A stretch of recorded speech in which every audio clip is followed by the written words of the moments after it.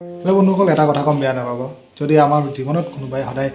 negativity আনি আছে তেতিয়াহ'লে অতি সোনকালে আমি তেওঁলোকৰ পৰা আঁতৰি আহিব লাগে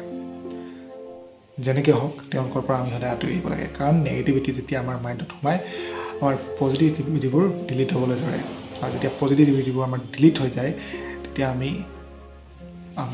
মানে আমাৰ আত্মবিশ্বাসটো নাইকিয়া হৈ যায় আমি এইটো কৰিব পাৰিম সেই বস্তুটো নাইকিয়া হৈ যায়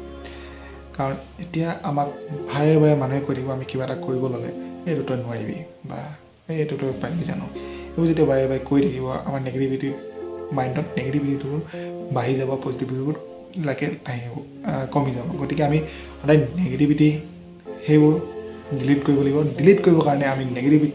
যিবোৰ নেগেটিভ কথা অকল কৈ থাকে তেওঁলোকৰ পৰা আমি আঁতৰি আহিব লাগিব আৰু সদায় পজিটিভ এটা মাইণ্ড ৰাখক আৰু কাম কৰি যাওক ভাল হ'ব ধন্যবাদ